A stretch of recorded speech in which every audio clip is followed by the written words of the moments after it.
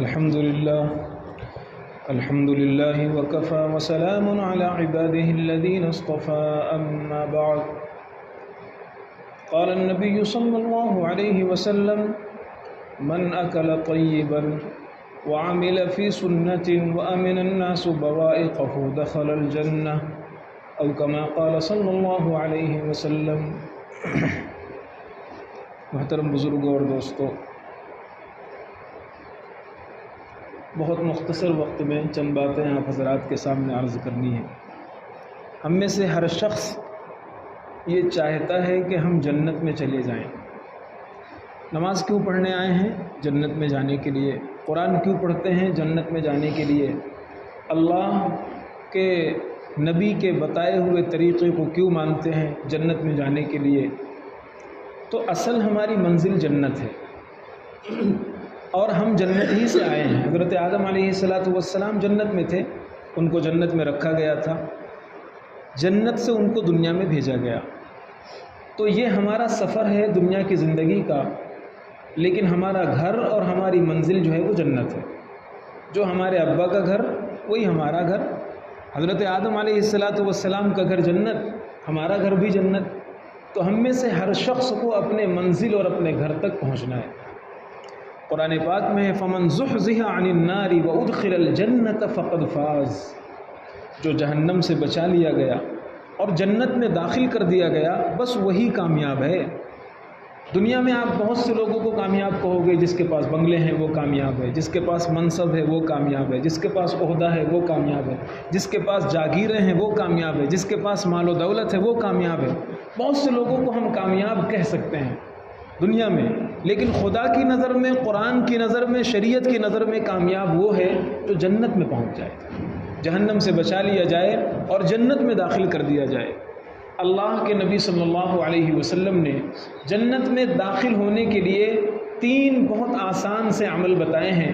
میں چاہتا ہوں کہ اس مختصر وقت میں وہی 3 عمل آپ حضرات کے سامنے ذکر کر دوں۔ میں نے خطبے میں حدیث پڑھی ہے، اللہ کے نبی صلی اللہ علیہ وسلم نے ارشاد فرمایا، ترمذی شریف کے اندر یہ حدیث ہے، من اکل طیبا۔ جنت میں جانے کے لیے سب سے پہلا کام یہ کرنا ہے کہ انسان کو حلال روزی کھانا ہے، حلال مال کھانا ہے، حرام اور مشتبہ لقموں سے بہت بچنا ہے۔ آج کل اتنا زیادہ حرام عام ہو گیا ہے کہ حلال کمانے والے بھی حرام کھا رہے ہیں۔ جاب ان کی حلال ہے، کام ان کا حلال ہے، لیکن وہ کسی نہ کسی ذریعے سے حرام اور مشتبہ لقمہ ان کے پیٹ میں پہنچ جاتا ہے۔ اس لیے سب سے پہلی چیز یہ ہے کہ ہم حرام نہ کھائیں۔ مثال کے طور پر ایک والد صاحب ہیں، ان کے 5 بیٹے ہیں، 2 بھائی ہیں، 3 بہن ہیں۔ اب بھائیوں نے اپنی بہنوں کو حصہ دیا ہی نہیں، بھائیوں نے پوری والد صاحب کی جاگیر والد صاحب کے انتقال کے بعد خود لے لی اور کہنے لگے اجی وہ بہنیں لینا نہیں چاہتی اور بہنوں نے معاف کر دیا ہے۔ ایک صاحب آئے میرے پاس، کہنے لگے مفتی صاحب میری بہن نے معاف کر دیا۔ میں نے کہا آپ نے کبھی معاف کیا؟ عورت ہو کر کے، دوسروں کی محتاج ہو کر کے، وہ خود کما نہیں سکتی، وہ خود بینک بیلنس نہیں کر سکتی، وہ دوسروں کی محتاج ہے، کوئی دوسرا اس کو خرچہ دے تو اس کا خرچہ ہے، وہ معاف کر رہی ہے۔ آج تک کسی انسان کے بارے میں آپ نے سنا کہ وہ لڑکا ہے اور لڑکا نے اپنے ابا کی جاگیر معاف کر دی بہنوں کے لیے؟ نہیں معاف کرتے۔ پھر میں نے ان کو کہا کہ اچھا کبھی آپ کی وہ بہن، آپ ان سے 2000 روپے لیں، وہ 2000 روپے کبھی بہن نے آپ کو معاف کیا آج تک؟ 2000 روپے تو بہن معاف نہیں کر رہی اور معاف نہیں کر سکتی، اور 2 کروڑ اور 2 لاکھ کی جاگیر معاف کر رہی ہے۔ یہ لاجیکل چیز نہیں ہے، یہ سمجھ میں آنے والی بات نہیں ہے۔ اس لیے وہ معاف نہیں کر رہی، وہ سماج کے دباؤ پر معاف کر رہی ہے۔ وہ اگر میں نے لے لیا تو میرے بھائی کیا کہیں گے، اگر میں نے لے لیا تو زندگی بھر میرا مائکہ چھوٹ جائے گا، اگر میں نے لے لیا تو اپنے بھائیوں کو کیا منہ دکھاؤں گی۔ یہ ہے وہ معافی کا ریزن، یہ ہے معافی کی وہ چیز۔ شریعت کی نظر میں یہ معافی نہیں ہے۔ بہنوں کا پورا حق لے لیا گیا، وہی ہم کھا رہے ہیں اور ہم سمجھ رہے ہیں کہ ہم حلال کھا رہے ہیں، ہماری بزنس حلال ہے، ہمارا کام حلال ہے، لیکن ان کا جو حصہ اور ان کے حصے کا جو دانہ ہمارے پیٹ میں جا رہا ہے حرام جا رہا ہے۔ تو سب سے پہلی چیز ہمارے نبی صلی اللہ علیہ وسلم نے ارشاد فرمائی، من اکل طیبا، انسان کو حلال کھانا چاہیے۔ آج کل سود اتنا عام ہو گیا ہے، اتنا عام ہو گیا ہے۔ ایک صاحب کہنے لگے، مفتی صاحب میں نے 1 لاکھ روپے ایک صاحب کو دیا ہے اور ہر مہینے 3000 روپے میں 1 لاکھ کا بھاڑا کھا رہا ہوں۔ 1 لاکھ کا بھاڑا 3000 روپے میں کھا رہا ہوں۔ میں نے ان سے کہا کہ یار آج تک تو میں نے سنا تھا دکان کا بھاڑا ہوتا ہے، مکان کا بھاڑا ہوتا ہے، جگہ کا بھاڑا ہوتا ہے، یہ پیسے کا بھاڑا کب سے ہونے لگا؟ یہ پیسے کا بھاڑا نہیں ہے، یہ حرام ہے۔ قرض دے کر کے اگر اس پر کوئی نفع لیا جائے یہ سود ہے۔ حدیث موجود ہے، مسند احمد کے اندر موجود ہے، فیض القدیر کے اندر موجود ہے، حدیث کی بہت سی کتابوں میں لکھا ہوا ہے۔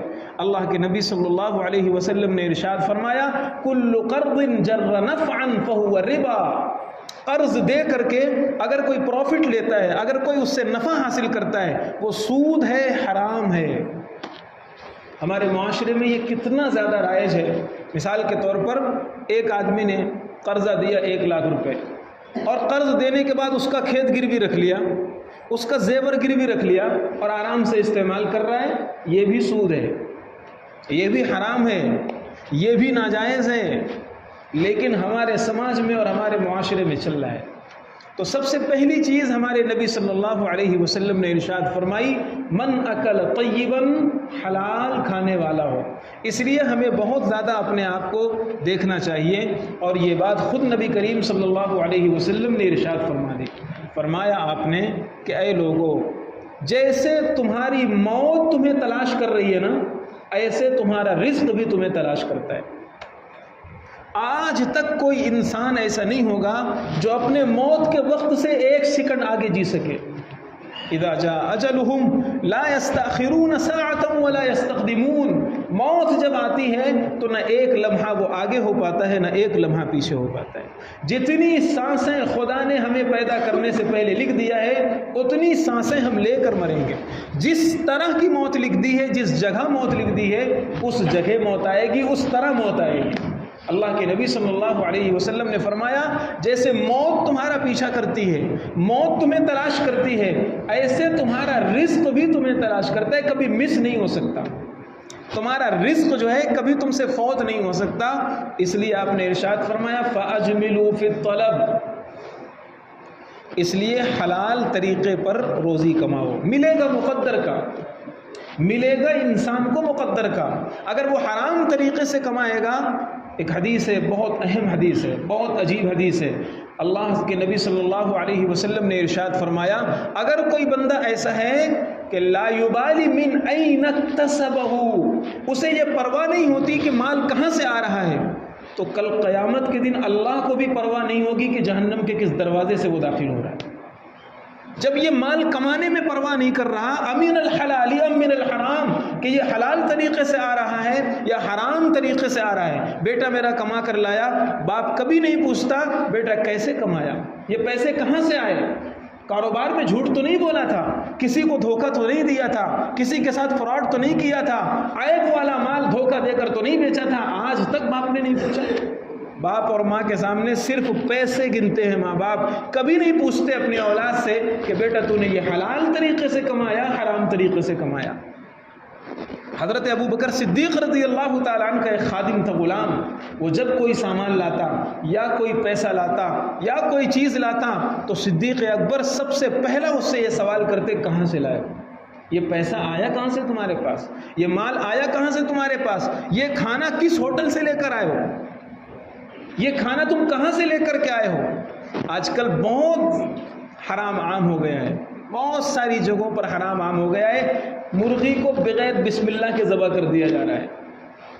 آپ حضرات کو اتنا معلوم، اتنا تجربہ نہیں ہوگا، چونکہ ہم لوگ مفتی ہیں، سوالات آتے رہتے ہیں، علاقہ علاقہ جانا ہوتا ہے۔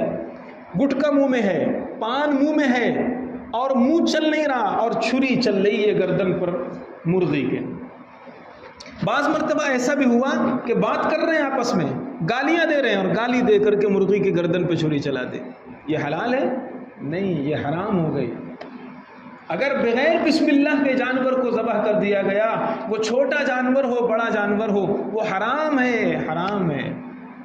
اور ہم کسی بھی ہوٹل میں کھا لیں گے، کسی بھی جگہ کسی بھی نکڑ پہ بیٹھ جائیں گے، شورما کھا لیں گے، برگر کھا لیں گے، پتہ ہے یہ کہاں سے آ رہا ہے؟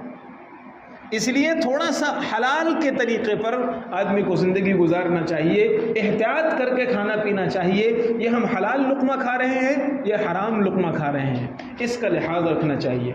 وقت مختصر ہے، اگلا جز میں ذکر کر دیتا ہوں۔ آپ صلی اللہ علیہ وسلم نے دوسری چیز ارشاد فرمائی جنت میں داخل ہونے کے لیے، وعامل فی سنتن، وہ سر کے بالوں سے لے کر پیر کے ناخن تک وہ پورا سنت کے مطابق اپنی زندگی گزارے، اس کا پورا وجود سنت کے مطابق ہو، ظاہر بھی باطن بھی، دل بھی نبی جیسا ہو، سر بھی نبی جیسا ہو، لباس بھی نبی جیسا ہو، پوشاک بھی نبی جیسا ہو، گھر بھی، باہر بھی، کاروبار بھی، بازار بھی، مسجد بھی، ہر جگہ وہ پیغمبر کے طریقے کو فالو کرنے والا ہو۔ یہ ہے جنت کا راستہ، نقش قدم نبی کے ہیں جنت کے راستے۔ جس کو بھی جنت جانا ہے وہ نبی کریم صلی اللہ علیہ وسلم کے طریقے کو فالو کر کے ہی جنت جا سکتا ہے۔ اگر وہ جنت ہے دائیں طرف جا رہا ہے بائیں طرف، کبھی وہ منزل میں نہیں پہنچ سکتا۔ اور ویسے سنتیں بہت ہیں، ایک سنت بہت اہم ہے۔ حضرت انس رضی اللہ تعالی عنہ سے ایک مرتبہ آپ صلی اللہ علیہ وسلم نے ارشاد فرمایا، یا بنیا، اے میرے بچے، ان استطعت، اور دوسری حدیث میں ان قدرت، اگر تم یہ کر سکو کہ ان تصبح وتمسی وليس في قلبك غش لاحد فافعل فان هذا من سنتي، اگر تم صبح اور شام اس طرح گزار سکو کہ تمہارا سینہ ہر شخص سے پاک ہو، تمہارے سینے میں کسی کی طرف سے میل نہ ہو، کسی کی طرف سے کینہ نہ ہو، کسی کی طرف سے نفرت نہ ہو، دل کسی کا تم نے دکھایا نہ ہو، اگر تم صبح اور شام اس طرح گزار سکو تو ایسا ضرور گزارو، اس لیے کہ یہ میری اصل سنت ہے۔ کھانا کھانے سے پہلے ہاتھ دھلنا یہ بھی سنت ہے، لیکن یہ بہت آسان سنت ہے، ہم اس پر عمل کر لیتے ہیں، لیکن اصل جو سنت ہے پیغمبر نے جس کو سنت فرمایا، اور حضرت انس سے یہ فرمایا ان قدرتا، اگر تم کر سکو، یعنی محنت اور مشقت کے ساتھ تمہیں یہ کرنا پڑے گا۔ ان استطاعت آسان نہیں ہے، تم کو اپنے آپ کو ڈھالنا پڑے گا، محنت اور مشقت کرنی پڑے گی۔ کسی سے دل دکھا ہو معافی مانگ لو، معافی مانگنے والا چھوٹا ہو جائے گا؟ نہیں، ناک کا مسئلہ ایسا ہم نے بنا دیا ہے کہ اللہ کی پناہ، اللہ اکبر، ایک چھت کے نیچے سونے والوں کے دل بھی آپس میں پھٹے ہوئے ہیں، بھائی بھائی کی نہیں بنتی۔ کہنے لگا مفتی صاحب میرے والد جب گھر پہ داخل ہوتے ہیں میں گھر سے نکل جاتا ہوں، زمانہ ہو گیا ایک دسترخوان پر باپ اور بیٹے کو بیٹھ کر کھائے ہوئے۔ یہ باپ اور بیٹے کے دل پھٹے ہوئے ہیں، ماں اور بیٹے کی نہیں بنتی ہے، میاں بیوی تو سمجھو وہ لڑائی جھگڑے کا رشتہ کرایا جاتا ہے نکاح کے لیے، اب تو رشتے ہو رہے ہیں لڑنے کے لیے۔ آپس میں دو خاندان اچھے چل رہے ہیں، دو خاندان پرانا رشتہ ہے، نیا رشتہ ہو گیا، لو پرانا رشتہ بھی تباہ ہو گیا۔ رشتے تو محبت کے لیے تھے، رشتے تو اپنے رشتوں کو بچانے کے لیے تھے، لیکن اب ہم نے رشتوں کو توڑنے کے لیے بنا دیا۔ خیر، وقت بہت مختصر ہے، ورنہ میں اس کی اور تفصیل آپ حضرات کے سامنے ذکر کرتا۔ تو نبی پاک صلی اللہ علیہ وسلم نے ارشاد فرمایا سنت کے مطابق ہمیں زندگی گزارنا ہے۔ بہت سی سنتیں ہیں، حضرت مفتی صاحب ہیں، ان سے آپ حضرات مربوط رہتے ہیں، آپ پوچھ کر کے ان چیزوں پر عمل کریں۔ ایک سنت کا بہت اہتمام کریں، ایک سنت بہت آسان سی، وہ یہ ہے کہ ہر کام سے پہلے بسم اللہ پڑھیں۔ حدیث موجود ہے، اللہ کے نبی صلی اللہ علیہ وسلم نے ارشاد فرمایا بندہ جب داخل ہوتا ہے اپنے گھر میں انٹری کرتا ہے تو ایک شیطان بھی اس کے ساتھ گھر میں انٹری کرتا ہے۔ اگر وہ بسم اللہ پڑھ کے دروازہ بند کر دیتا ہے تو شیطان کہتا ہے لا مبیت لنا، ہمارے رہنے کی یہاں گنجائش نہیں ہے، اور اگر وہ بسم اللہ نہیں پڑھتا ایسے ہی داخل ہو جاتا ہے تو یہ شیطان بھی اس کے ساتھ داخل ہو جاتا ہے۔ اور جس گھر میں شیطان کا ٹھکانہ ہو وہاں دل آپس میں ملے ہوئے رہیں، ایسا نہیں ہوگا۔ وہاں نماز پڑھی جائے نہیں ہوگا، وہاں قرآن کی تلاوت ہو نہیں ہوگا، وہاں تو میوزک بجے گی، موبائل کا غلط استعمال ہوگا، جھگڑے اور فساد ہوگا۔ اس لیے کہ شیطان چپ بیٹھتے ہیں۔ شیطان آپ نے کبھی کسی مولانا سے کسی عالم سے سنا کہ شیطان آج سنڈے منا رہا ہے؟ سنا ایسا آپ نے کہ شیطان آج چھٹی پر گیا ہوا ہے؟ بھائی آج شیطان بیمار ہے، کبھی سنا آپ نے؟ شیطان دیکھو سوتا بھی نہیں، میں آپ کو بتا رہا ہوں، شیطان کبھی سوتا نہیں ہے، شیطان کے کیلنڈر میں کوئی سنڈے نہیں ہے، کوئی عید بقرعید اور دیوالی کوئی چھٹی نہیں مناتا، وہ نہ وہ بیمار ہوتا ہے، نہ وہ پکنک میں جاتا ہے، نہ وہ شادی بیاہ کے فنکشن میں جاتا ہے، نہ وہ دعوتیں اڑانے جاتا ہے۔ کیا کرتا ہے بھائی؟ 24 گھنٹے وہ کیا کرتا ہے؟ قرآن نے اس کو ذکر کیا ہے، لا تتبعوا خطوات الشیطان، شیطان سے بہت زیادہ ہوشیار رہو۔ دوسری جگہ قرآن پاک نے فرمایا کہ شیطان کو اپنا دوست مت بناؤ، انہ لکم عدو مبین، وہ تمہارا کھلا ہوا دشمن ہے، وہ چاہتا ہے کہ تمہیں مرتد کر دے، تمہارا ایمان چھین لے، تمہارے سینوں میں جو ایمان کا دیا ٹمٹما رہا ہے وہ اسے بجھا دے۔ اس لیے حدیث کے مطابق ہر کام سے پہلے بسم اللہ پڑھو، کھانا کھانے سے پہلے بسم اللہ پڑھو، اور اپنے بچوں کو اس کی عادت ڈلواؤ۔ اللہ کے نبی صلی اللہ علیہ وسلم کا دسترخوان ہے، نبی کا دسترخوان ہے۔ ایک بچی آئی اور جھٹ سے اس نے دسترخوان پر جو ڈش تھی، جو کھانا تھا، اس میں ہاتھ ڈالا اور اس کو اٹھانے کی کوشش کیا۔ نبی پاک صلی اللہ علیہ وسلم نے اس کا ہاتھ پکڑ کے پیچھے کر دیا۔ وہ تھوڑی دیر گھوم پھر کر کے پھر آئی، پھر آپ نے ہاتھ پیچھے کر دیا، پھر گھوم پھر کر کے آئی، تیسری مرتبہ آپ نے فرمایا بسم اللہ پڑھ اور کھانا کھا۔ پھر آپ نے صحابہ کرام سے فرمایا، جانتے ہو یہ بچی بار بار کیوں ہاتھ ڈال رہی؟ یہ بچی ہاتھ نہیں ڈال رہی، اس کے پیچھے شیطان اس کا ہاتھ ڈلوا رہا ہے۔ یہ اس لیے تاکہ تمہارے کھانے کی برکت ختم ہو جائے۔ ہوتا یہ ہے کہ ماں باپ تو بسم اللہ کر لیتے ہیں، بچے وہ بسم اللہ نہیں کرتے ہیں۔ تو بچوں سے بھی بسم اللہ کرایا جائے، کھانے سے پہلے بسم اللہ کی عادت اپنے گھر میں ڈالی جائے۔ جو گھر کے بڑے ہیں وہ زور سے بسم اللہ پڑھیں تاکہ بچے بھی بسم اللہ کر لیں۔ سنتوں پر اپنے گھروں کو سجا دیجئے۔ نبی پاک صلی اللہ علیہ وسلم نے یہ دوسری چیز ارشاد فرمائی۔ تیسری چیز، 1 منٹ مفتی صاحب باقی ہے، ایک بات آخری رہ گئی ہے، بس انشاءاللہ وہ 1-2 منٹ میں پوری ہو جائے گی۔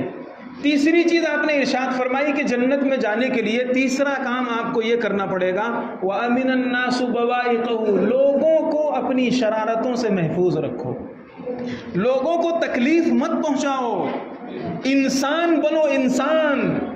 وہ ایک جانور اللہ نے بنایا جو چلتے ہوئے بھی سینگ مار دیتا، جو سانپ ایسے ہی کاٹ لے گا، بچھو آپ اس کو مت مارے لیکن پھر بھی وہ آپ کو ڈنک مار دے گا، یہ جانور ہے۔ ہمیں اللہ نے انسان بنایا ہے۔ انسان اس طرح نہیں ہوتا جیسے جانور زندگی گزارتا ہے، کسی کو بھی مار دیا، ذرا سا دھکا لگ گیا سینگ مار دیا، ذرا سا دھکا لگ گیا ڈس لیا، نہیں، انسان کو اللہ نے انسان بنایا ہے، اور انسان اسی لیے بنایا ہے کہ وہ اپنے آپ کو دوسروں کی تکلیف سے محفوظ رکھے اور اپنی تکلیف سے دوسروں کو محفوظ رکھے۔ قرآن پاک میں عجیب بات ہے، قرآن اللہ کی کتاب ہے، عجیب قرآن ہے، عجیب کتاب ہے۔ قرآن پاک نے تو یہاں تک منع کیا ہے، آپ کو حیرت ہوگی، لا تصعر خدک للناس، لوگوں کو جو تکلیف پہنچتی ہے وہ 2 وجہوں سے پہنچتی ہے، بہت مختصر، لوگوں کو جو تکلیف پہنچتی ہے وہ 2 وجہوں سے پہنچتی ہے، یا تو ذات سے یا بات سے۔ یا تو انسان اپنی ذات سے تکلیف پہنچائے گا، زبان سے، ہاتھ سے، چہرہ بگاڑ کر، اشارہ کر کے ان سے تکلیف پہنچاتا ہے، اور یا پھر ایسی بات بولے گا جس سے کسی کا کلیجہ پھٹ جائے، جس سے کسی کو تکلیف پہنچ جائے۔ اللہ کا قرآن منع کرتا ہے، لا تصعر خدک للناس، اے مسلمانوں تم اپنا چہرہ بھی ایسا مت بگاڑو جس سے دوسرے کا دل دکھ جائے۔ مارنا تو دور کی بات ہے بھائی، گالی دینا تو دور کی بات ہے، ہاتھ اور پیر چلانا تو بہت دور کی بات ہے، تم اپنے چہرے کی بناوٹ بھی ایسی مت کرو جس سے سامنے والے کا دل دکھ جائے۔ ایسا منہ مت بگاڑو، ایسا چہرہ مت بناؤ، قرآن نے یہاں تک منع فرمایا۔ اور پھر بات کرنے کے لیے وَقُولُوا لِلنَّاسِ حُسْنًا، دوسری جگہ قرآن پاک نے ارشاد فرمایا تمام انسانوں سے، مسلم نان مسلم، کسی بھی مذہب کا ماننے والا ہو، قرآن نے یہ نہیں کہا کہ صرف مسلمانوں کے ساتھ اچھی بات کرو، نہیں، فرمایا قُولُوا لِلنَّاسِ حُسْنًا، تمام انسانوں کے ساتھ بہتر بات کرو۔ اور اچھی بات کا مطلب یہ ہے کہ آپ کا لہجہ نرم ہو، آپ کا انداز اچھا ہو، آپ کی بات اچھی ہو، آپ کو گفتگو کا ڈھنگ ہو، سامنے والے کا دل موہ لیں آپ، اور سامنے والا کہنے پر مجبور ہو جائے یار یہ بات آدمی بہت اچھی کرتا ہے، ہماری بات تو لٹ مار ہوتی ہے، کسی کو کچھ بول دیا۔ مجھے نوجوانوں سے شکوہ ہے، بات میں گالی دے رہے ہیں، یعنی نوجوانوں میں گالی اتنی عام ہو گئی ہے کہ ہنسی مذاق چل رہا ہے اور گالی، لڑائی نہیں ہے، دوستی ہے، محبت بھری باتیں ہو رہی ہیں اور اس میں گالی دے رہے ہیں۔ ایک حدیث ہے اللہ کے پیغمبر نے فرمایا جب میری امت میں گالیاں عام ہو جائیں گی تو میری امت خدا کی نظر سے گر جائے گی، اللہ کی نظر میں اس کی کوئی ویلو نہیں رہے گی، کوئی مقام نہیں رہے گا، پھر یہاں مارے جائیں گے، یہاں کاٹے جائیں گے، یہاں فساد ہوگا، وہاں تباہ ہوں گے، اللہ کی مدد نہیں اترے گی۔ یہ گالیاں اپنی زبانوں کو محفوظ کیجئے، بخاری شریف کی حدیث ہے، اللہ کے پیغمبر نے فرمایا مسلمان وہ ہے جس کے ہاتھ اور زبان سے دوسرے مسلمان محفوظ رہیں۔ اس لیے خلاصہ یہ ہے کہ جنت میں جانے کے 3 اعمال نبی نے بتائے ہیں۔ ایک تو حلال کھانا ہے، کریں گے انشاءاللہ۔ دوسرا سنت کے مطابق اپنی زندگی ڈھالنا ہے۔ تیسرا اپنی تکلیف، دوسروں کو تکلیف نہیں دینا ہے، دوسروں کو تکلیف سے بچانا ہے۔ اللہ تبارک و تعالی ہمیں عمل کی توفیق عطا فرمائے۔ وآخر دعوانا الحمدللہ رب العالمین۔